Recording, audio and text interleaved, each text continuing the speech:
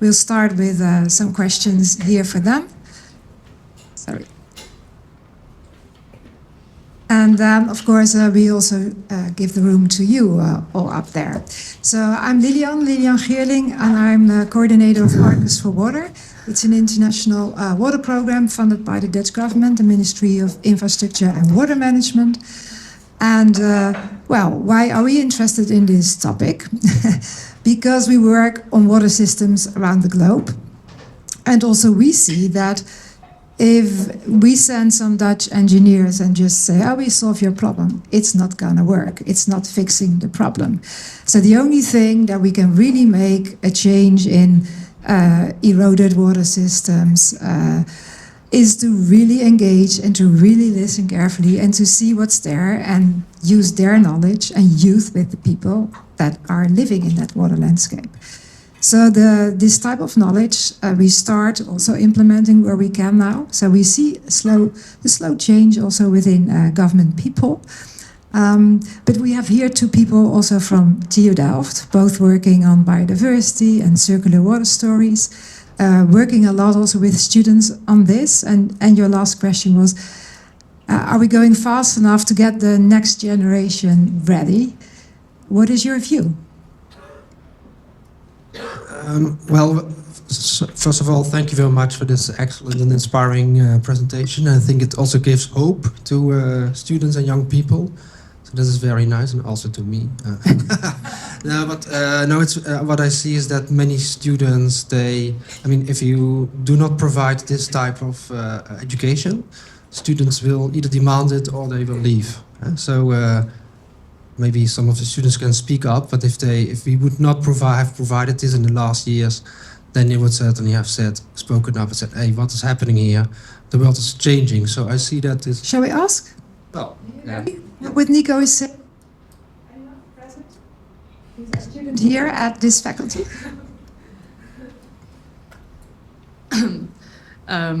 Yeah, well, so I studied landscape architecture here. I graduated with Steffen 1 year ago. And I definitely think that one of the reasons that I started to study landscape architecture is because of these type of topics. So I think that was the question, right?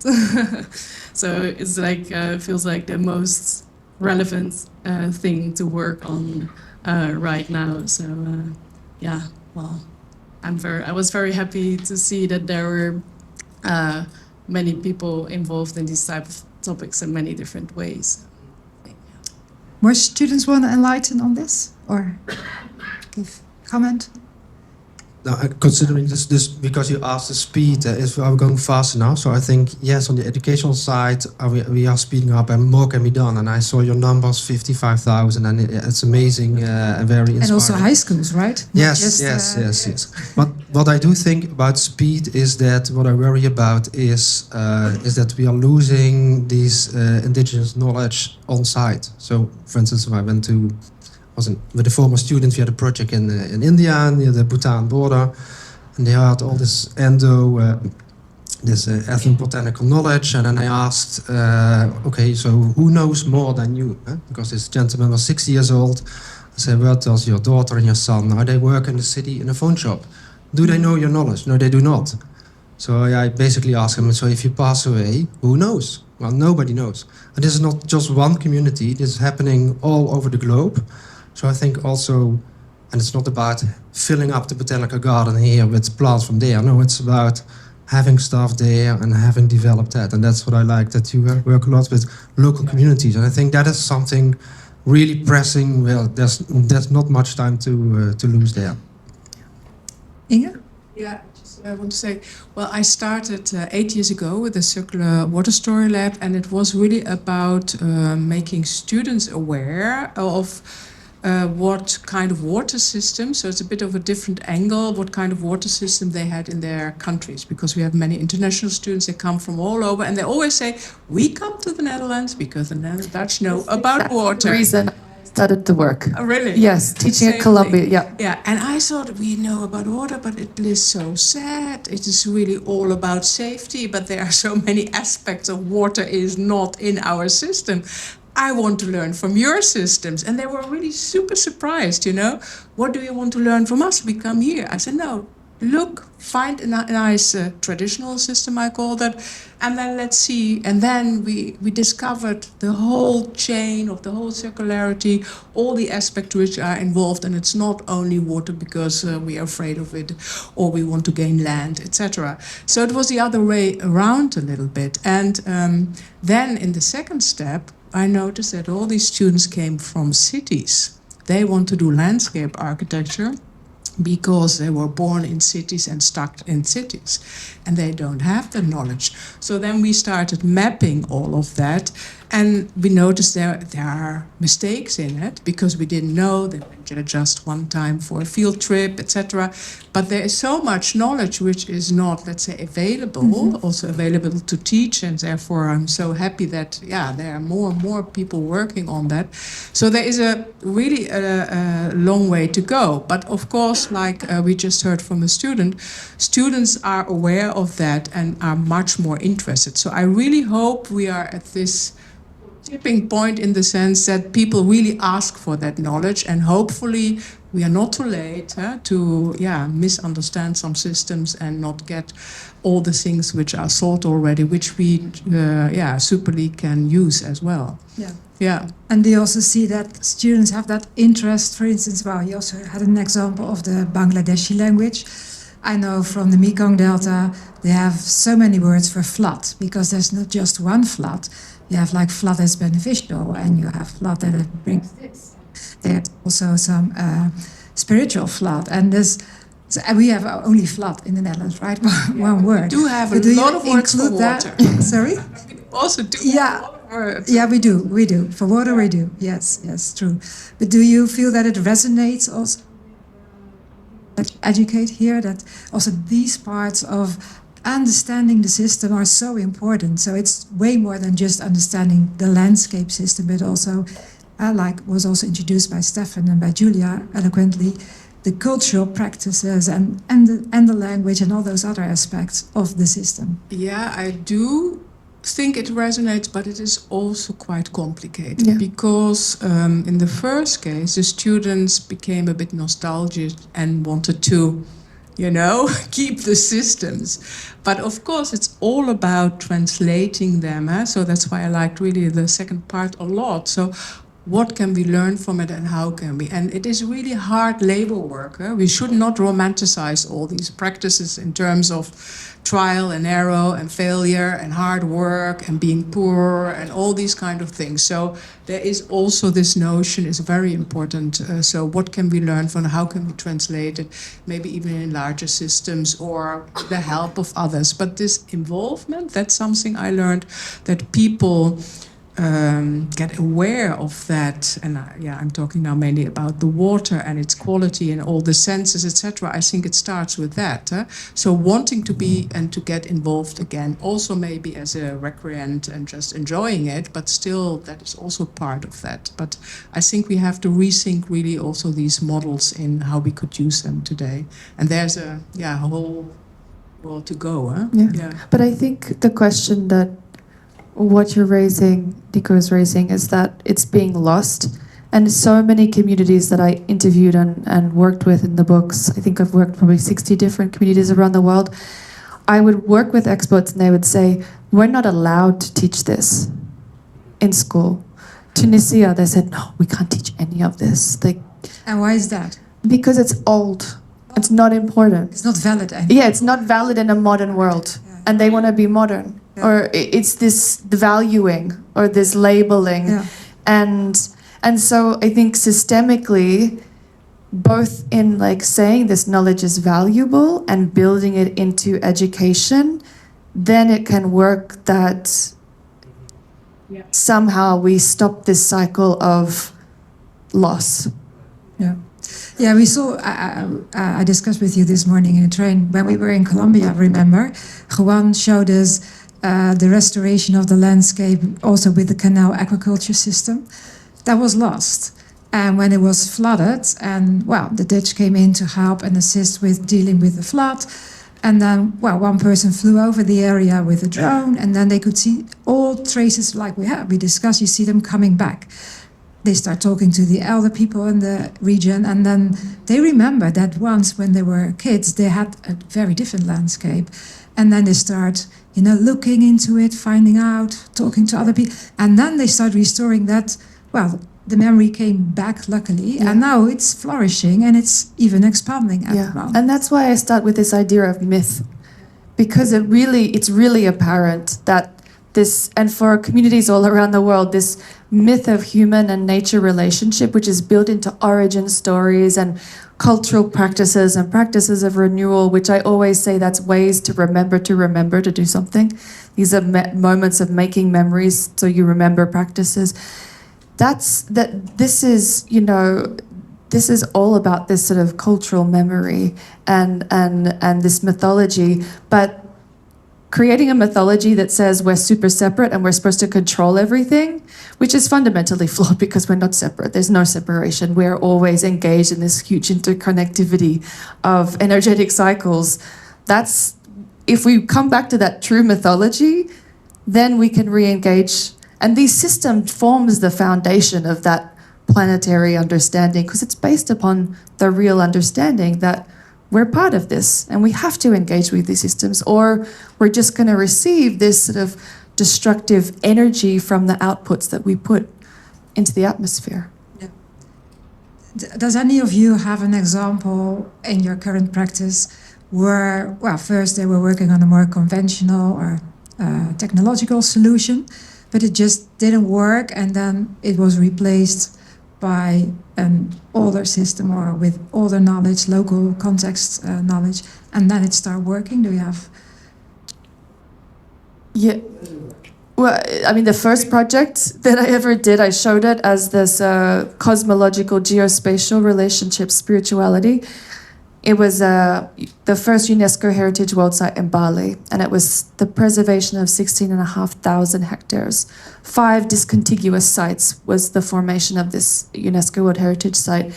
The man that I worked with who got the UNESCO ratified, Lansing, Stephen Lansing, incredible. He's a entomologist, Edward O. Wilson's an entomologist. I think he might be an entomologist as well, I think. But he's more like a sort of a cultural geographer. He was head of the Santa Fe Complexity Institute and Stockholm Resilience Center as well. But he actually was the one who discovered the water temples and the system of water conveyance that once fed this entire, from mountaintop to coastline of the entire Bali island. But what had happened in the 1970s, the government said, we have a green revolution. And what we're going to do is you are mandated to have GM, genetically modified rice, that we will supply you. You have to use fertilizer and you have to use pesticides, because we're going to bulk up and we're going to market economy this. Within years, this system had been around for continuously for 2,000 years, 2,500 years. They stopped that, they mandated, and if you didn't do it, you were punished and fined. And so many of the farmers converted crops bumper and then just destroyed, because they destroyed the microbiome of all the soil systems. And if you have a continuous production cycle that doesn't cease for 2,500 years, you've got to be relying on your microbiome of your soil and the release of the water. And they lost the understanding that the priests in the water temples were releasing water into watersheds, and they would release the water at such a scale that they wouldn't use pesticides. So Stephen Lansing modeled it in the 90s, actually, on computers. Very advanced. Very early computers. And he started to model, like, how does this system work? And then he realized that it was through the water temples controlling the water. And he went and told the government, and the government went, okay, we gotta go back. And so then the UNESCO World Heritage Site was based on protecting the system that was still intact and the recovery of some of the systems that had been converted.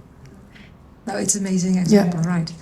That brings me to that also happy to see that happening in corn. So wild maize in Mexico is being contaminated with genetically modified corn. That happened cotton in India, it had happened, so crop failures, more suicides, genetic diversity disappeared.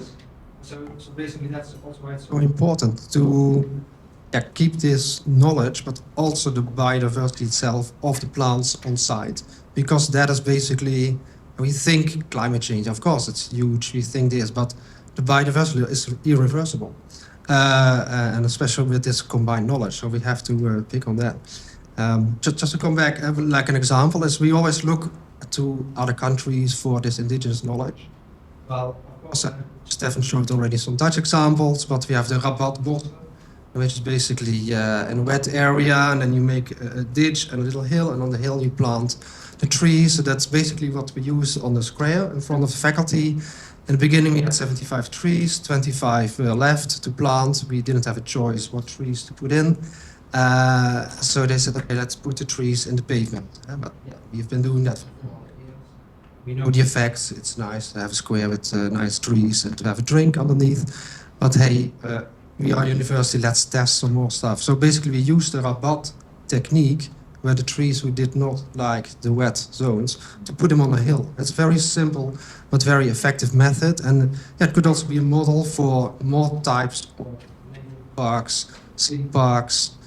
You can do this for urban farming. You can do a lot more just using a simple local technique. And But I think that touches on the sort of, I think it's a misconception that in Europe these systems don't exist anymore. And so I was very specific with the book to try and look at systems in Europe. So we have the Trebon in Czech Republic, which is a really large-scale aquaculture system that feeds, I think it's their carp industry is really supplied by this system, and it's flood management. There's co-location with renewable energy. The Valle de Pesca in the Venice Lagoon, and in France, the Bouchot, and these are just a couple. There's systems like this still, and usually what's interesting is they have been either evolved or preserved in a monastic landscape. So there's been sort of a preservation because of a relationship with sacredness, but not the sacredness that we were looking at in sort of more traditional and indigenous communities. But still that element of sacredness is present with these technologies, and they share that relationship. To add to that, because I think it's really important, even in the Netherlands you have this, and there are really small leftovers, almost protected landscapes, but still from there I think it's really time to learn from it and to scale it up. In the Netherlands, which is so planning oriented and so rational, organized, it's quite a task. But I think there are a lot of chances in there, but it really would ask for a large change, a system change, and thinking small scale, not large scale, boulder, drainage, etc. But the good thing is that, let's say, the climate crisis asks for these new solutions. So we have to try to use them to bring that change in more circular systems, I would say. So we start following with our forms the flux. Well, a little bit more at least. Yeah, but I also think this idea, because you mentioned the word preservation, and that's been a really contested, like conservation and preservation is a really, I say the UNESCO World Heritage Site of Bali, yet I have very skeptical about UNESCO heritage status, because it often displaces and has a very different type of impact. But I think it's in our framing of what it means to preserve. Like, are you preserving biodiversity? And when we talk about climate and biodiversity, we often leave out this cultural component. And so preservation really has to be about preservation of community and community practices and community building practices, because that's what underpins these technologies. And so it's very well known that conservation makes conservation refugees around the world. And I get so much feedback about, especially in Indigenous communities, sort of where people are being removed from landscapes that they have fostered and stewarded for thousands or hundreds of years because of conservation efforts by governments. And so I think this sort of, like we're talking about land-based and nature-based solutions, this reframing, then this needs to happen in the conservation and preservation space as well.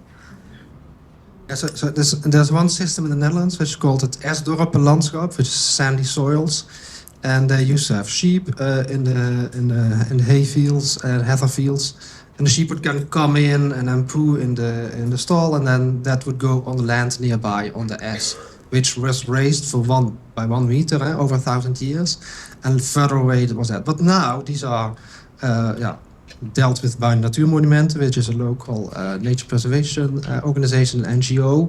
But basically the system behind it is gone. So then you can ask yourself, well, there's this landscape with these plants, which is in the beginning was not biodiverse, or, was not natural anyway. But I think it's good that they preserve it. But it would be very interesting, and that's what triggered your story presentation. So what are the new systems behind which make this preservation, and that is it's one thing, and that is it's the system behind it, and that is what you touched on. Yeah, very valid point indeed. Yes, I see first question over there.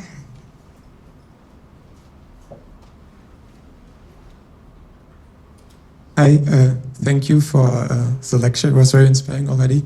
I have a question because you talked a lot about how this indigenous knowledge can basically help us to get into this post-carbon future. And in what way do you see a post-carbon future connected to a post-growth future? Because you talk a lot about this common space approach and the spirituality and community of these indigenous communities and people. And I wonder, when you then later showed us the example of Nike as a publicly listed, globally operating, profit-driven, ultimately, company, whether us basically mapping these ancient indigenous knowledges and then allowing these companies to use No, I want to clarify that because I know where you're leading. This is a question that leads somewhere where I actually quantified. These are communities who are already within a market-driven economy and supplying. So it's not that we're mapping to bring this on a plate for corporations to extract and exploit. These are communities who are already part of a system, and the system is compromised because the market isn't engaging. So for the system that we look at, say the Sanjiotang, which we're working with Nike to supply organic silk, not synthetic silk, the mulberry growing in that system is compromised because the supply chain isn't there. And so if we can build the supply chains, we can then use supply chain growth to protect community and to preserve the knowledge as well. So it's not that we're saying, see, some of these systems, we're going to exploit them for corporations. And I know it always comes up as a question, but I think it's important that we understand that these systems do have to be supported. And we're not working inside a bubble, and we're not romanticizing this. Sorry, I just... No, because it just came to my mind because on the one hand you talk a lot about like this common space approach, and I think these epistemologies and ontologies of these communities are very much not profit driven, right? And then on the other hand we have these global players, and I think it's just a friction that we need to balance. It's a friction that's there. And so do we ignore it and say that they're going to keep separated? Or do we listen to communities and we listen to what their needs are, and we understand some of those relationships that are in existence and try and form resilient connections between those things? And I mean, I try and stay out of sort of a romanticized space, and I'm an urbanist and a landscape designer, but my impetus was the same as Inga, to say, I have students who come from these spaces and places around the world that have zero knowledge of the incredible intelligence that might be 1 hour's, train ride from where they live. And why is that? Because our education systems say, this is really important to know, and you don't need to know any of this. This is so unimportant.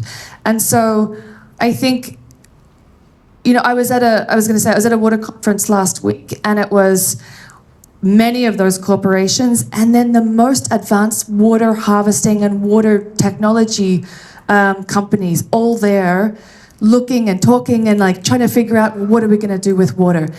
And then there was me, the only person in the room that was talking about indigenous water systems. And so should I be in that space? I was like the inspiration component. But then I start speaking to people and they're like, oh, we had no idea. We're working in these locations. We had no idea these systems were in play.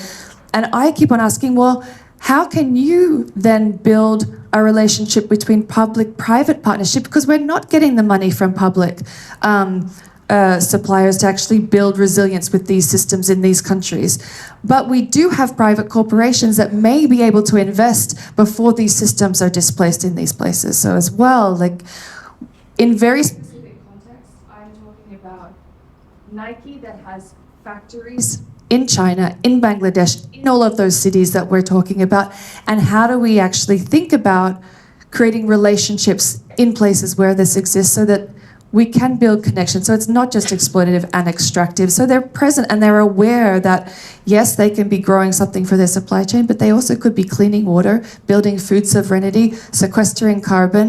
And it's the same model, I think, for governments where, you know, working with different governments, they'll say, well, we have a budget item list and we have this amount of money allocated for housing, this amount of money allocated for water infrastructure, this amount of money for food, blah, blah, blah. And you say, well, what if one system like this was able to achieve 5 different programs, but you need to take that pot of money and invest it, then we might have to actually have that public-private partnership in place as well in those places. So I think we're trying to come up with models for resilient funding and finance for these systems as well. And we can't just ignore that corporations keep on moving down the same pathway. They need to adapt as well, and they need to understand the possibilities for that adaptation. It's a really valid question, I'll say as well. And I'm really glad you asked it, because it's probably something everybody or many people were thinking. And for me, a lot of the work, and this is why I have a council behind the work that we do, is so that I can go to a council and say, okay, can we engage this and how can we do it better? Or is this something, and in some cases we've had people come and say, oh, I have this wonderful idea about, and I'll go to the council and they're like, no, we're not doing that. We can't engage with that, especially around AI, I'll say. And so that's something that's reality, and you have to have a framework for what this knowledge can engage with, and you have to be a gatekeeper and a bridge builder at the same time in the work that you're doing. Thank you. I think the kelp example is an excellent example of where an old system didn't work anymore and it's replaced. You give it a new meaning that the system behind is now. I mean, of course, there's flaws to everything, but you know, there's a system behind it which could work.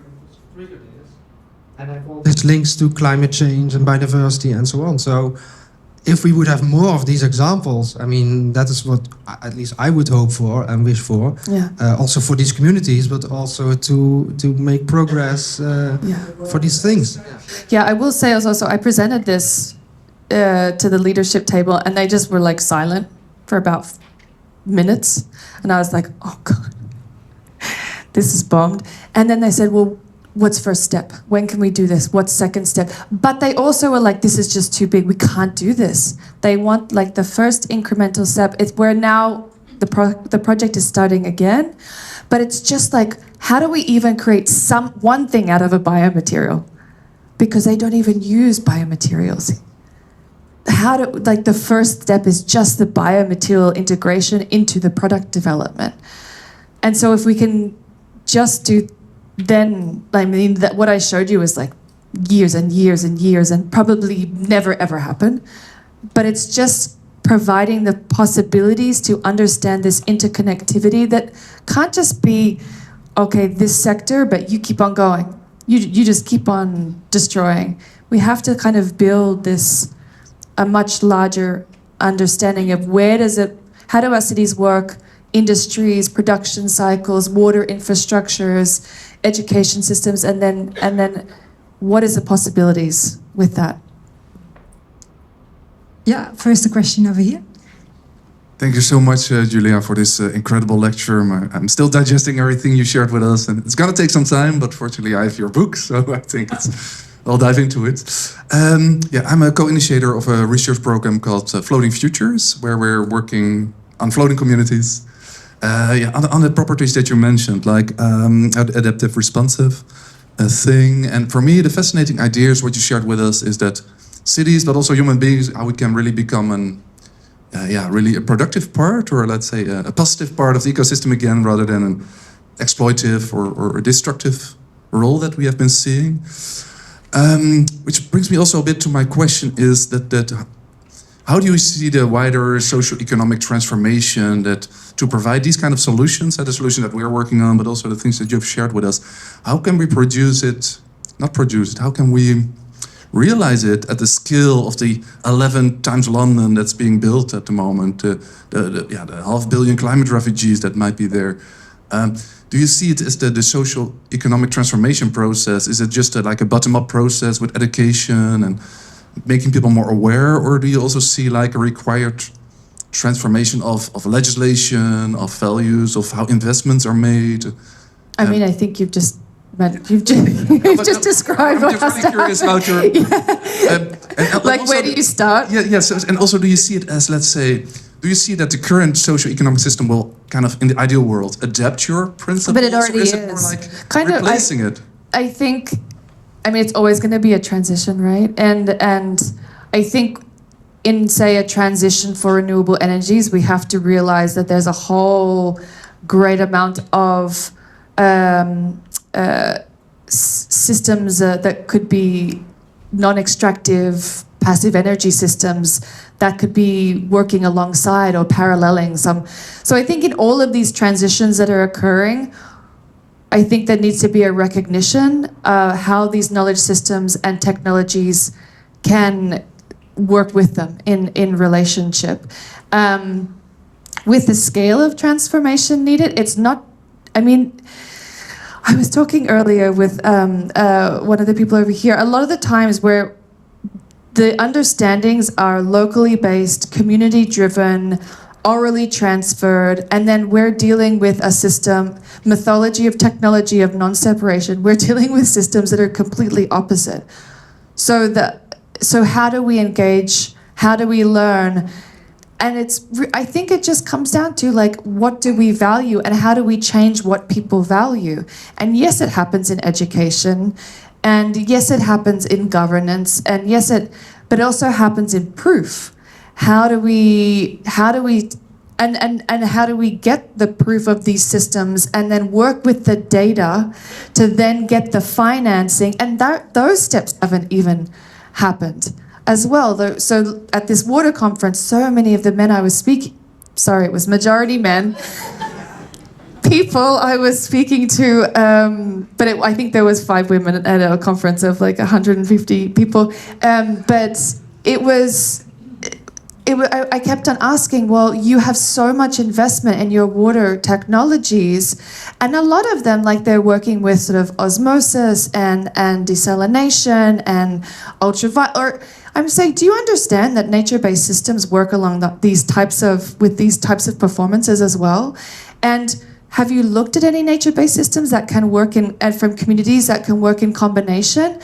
And how could you finance that? Will we finance forests to stay in place? We finance communities to keep soils in preserved. Why can't we think about financing systems that are providing us all these services for free? But I do think, and I think my focus is governance level, and it's very hard to speak to, a room of 250 mayors as a person who is talking about ancestral nature-based systems, especially in the US, which I do, and say we have all these types of systems. Can we create space to work with communities for if you're creating a coastal resilience infrastructure to protect your shorelines, so that the communities are involved in the design, the implementation, and the post-stewardship and management of those coastally resilient infrastructures. It's very hard to tell a mayor that when you have I don't know if you know some of the big engineering design, like Stantec, who says, we have a number of nature-based solutions and we've done them for 100 years, and we know that they work and we know exactly how to build them. And if you just pay us, We will just put them in place. You don't have to worry about it, and it will achieve all of your line items that you need. So these systems are in place, and we're trying to kind of disrupt all of these systems, and it's really tough. And it works at all levels. And obviously, you know, people from communities who are working with the systems and working with their governments and they have much more knowledge than me. I'm talking from a much broader scale, kind of as a bridge. But it's not an easy task. I think one big question that I want to pose to some of the students is that, like, there's such an interest in understanding these systems and engagement, and a sort of an engagement that is very intelligent and very mature that comes from students. But when you get into the profession, where are the jobs? And that's really, really difficult. And I find that with my students, they go and work in industry, and then they're so disheartened by the potential for application within industry. And that's because, you know, some of our national associations don't support this education, so it doesn't make its way up. But then in policy and legislations, it's not mandated. So just for example, our National Institute of Landscape Architects in the US is ASLA. 2024, we wrote a call to action, myself with a bunch of Indigenous academics, wrote a call to action that mandated that all landscape architects had to work with Indigenous practitioners, work with communities, and begin to work with Indigenous knowledge systems. Yet they have never been educated on the protocols about how to go about that. So now we're building a program by which to understand, especially in the US, how do you do this? But now we're in a process we've just finished a process of writing the Climate and Biodiversity Action Plan for the industry from 2026 to 2030.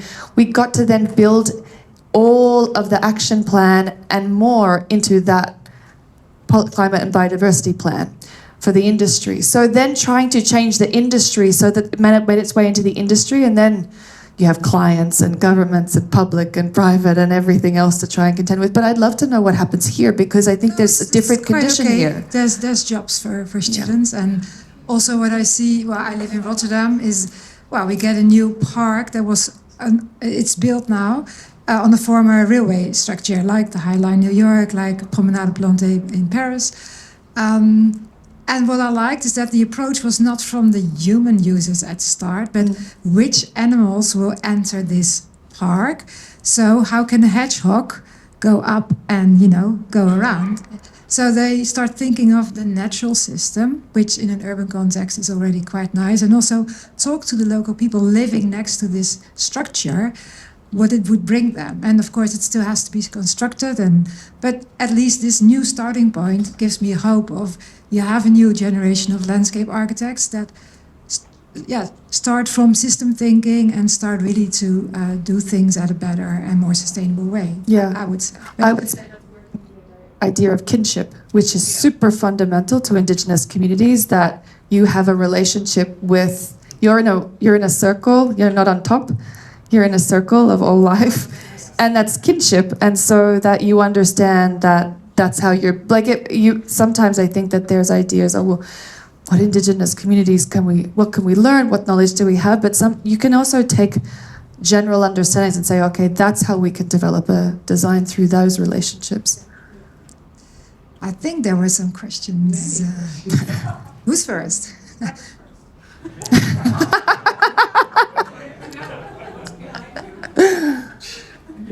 Well, we have to choose one and two here. Okay, my question is about and also the ancestral knowledge in the Netherlands. Because if we talk from a perspective where we sort of refuse the whole colonial cut of separating ontology and epistemology, humans are part of nature, we're part of a web of relationships, that means that the web of the relationships we are in is closest, given our own positionality.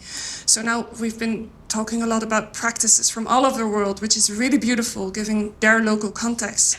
But it just left me wondering, what is ancestral intelligence within the Netherlands, and how do we even know what that is? Because we've been exporting a lot, And now I feel like the trap is that we'll be importing and sort of repeating the same sort of mistake the other way around. So, But if you're exporting on a mythology of technology of separation, but you're importing from communities. So I have an example. We were working on a project last year before, with some of the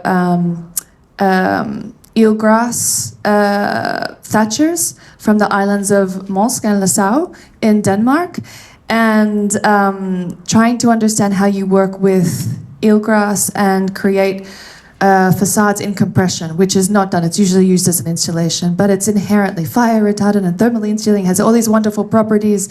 The reason there's not that type of construction in the Netherlands is because you built a dike that just destroyed all your eelgrass beds. But there's now eelgrass replanting, and we were trying to generate a knowledge exchange whereby we would have thatchers who were still working with eelgrass, who hadn't lost the knowledge, come to Dutch Design Week to begin workshops, so that now that there's an ecological restoration of a supply of biomaterial, there could be a regeneration of knowledge and an application of that knowledge to bring back a technique that was once used, that came from your particular landscape. So it doesn't. So we can talk in landscape, but we can also talk in materiality. And I think they're both relevant as well. There was another part to your question in the beginning. Yeah, and maybe I can answer on that as well, because we are working with students on this kind of project. There are not so many students interested in diving into the archives, etc., to reveal this kind of knowledge. But now and then some people do, and then we're also trying to build up this knowledge again. You have to really find it back, let's say, to use it. But you do have weavers here. There's an association of weavers that are still here, and they just haven't been able to practice. And so reigniting these communities is important as well. And there's also a lot of, I always say the knotwilgen, so the Salix alba, I call it the bamboo of northwestern Europe.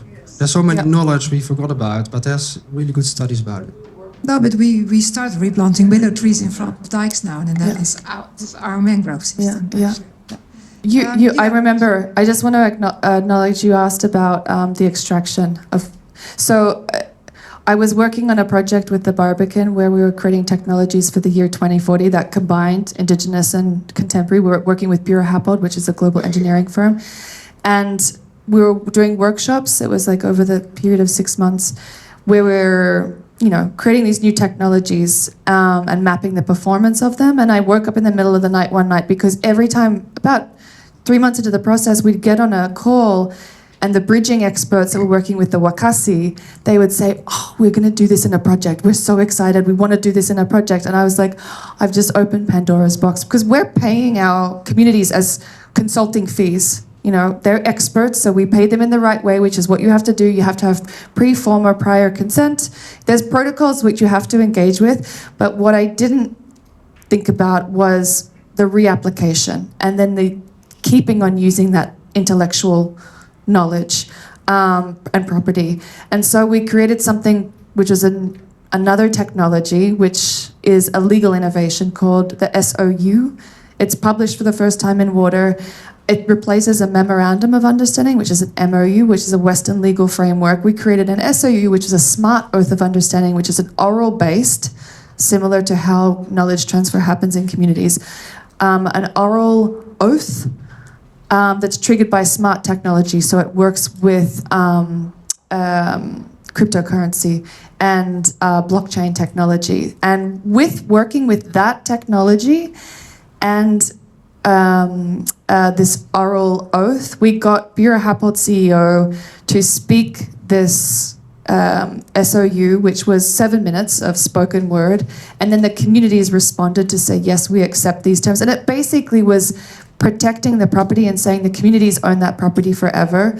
They can refuse you to keep on using it. If you use it, it will automatically trigger the smart contract to enable a compensation, and that compensation was pre-valued by the community. So they could say the compensation is, we want services, we want money, we want land, it was up to them to value that knowledge as well. We got that. We never actually got it to the blockchain. We couldn't fund it. Surprise, surprise. But it's a project that we're still wanting to do. But what's interesting and important is that we worked with a hub of global Indigenous academics who are experts in intellectual property. And we integrated provenance tracing technology. So we could, because of blockchain, we could encode the DNA sequencing of like the Wakasis, the bridges, and the environmental sort of indicators from that landscape. So it would be encoded that that property was owned by them, because that's another thing that's difficult. How do you attribute ownership to a community, but also to that particular community? So it was a really, for me, it was a big learning curve, because I'm not an attorney or a lawyer. I don't work in intellectual property, but I learned a lot. But it was a protection system, and then hopefully we'll be able to keep that going. But what it did, I think, that was important, it got a company like Bura Happold, and the CEO went all the way up to him, and he had to speak it so that there was an understanding, and read it, of what you're actually dealing with, and the values and sort of the processes that are in place when you're working with a community and their intellectual property. And it's not just sign a contract that is asymmetrically aligned with Western legal systems. It's a middle ground, and it changed the dynamic of the whole exchange. Hi, I thank you so much for the lecture. My name is Cecilia Palmer, and it's very funny because you basically just answered my question, which was about this thing. But I would like to go back one step. So in this context of like this tension field between sharing and intellectual property, which is just so complex, right? In this context, as you say, and you were talking about different solutions that you found, how to address it. But how do you go about, like you and the Lo-TEK Institute, in identifying the owners of the knowledge, or like the community, the source community in the first place? Because I've been looking at this a lot in the context of textile crafts, for example. The what? Of textile crafts. And there it's, of course, it comes up, and in the fashion industry. But I know, for example, and also like with UNESCO heritage, there's many examples of this, like in areas where a craft doesn't come just from one village, right? Or like one tribe, because then it's very easy. You go to like the head of that tribe.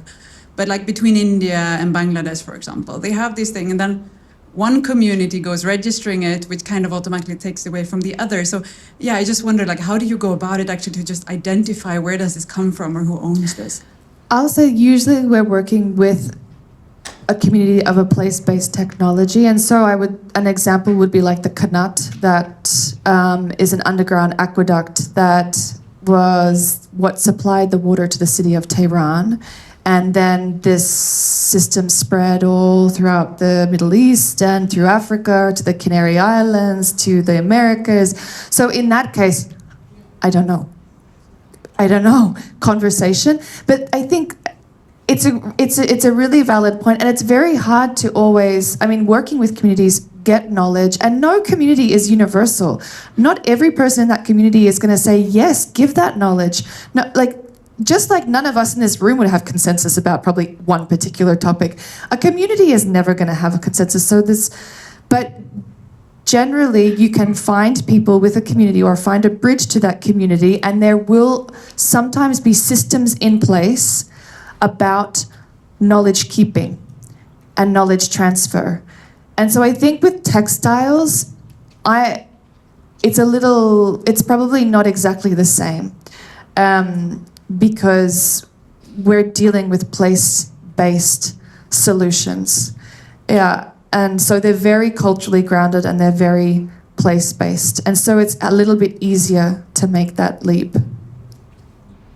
Okay, I think we have to wrap up. I get some signs, unfortunately. Sorry, but also Julia has a plane to catch. Yes. Thank you so much for being here today, for listening in, for being connected. Thanks, Julia, a lot. Despite your injuries, you still made it to come and be with us today. It's amazing. Screaming around the world. Thanks, Nico. And thanks, of course, to you, Delft, Steffen, and the staff to make this possible. So please stay for the lunch, and we can still have a chat. And yeah, you're welcome. And we can still have a chat with one another. And let's keep engaging and follow the flux.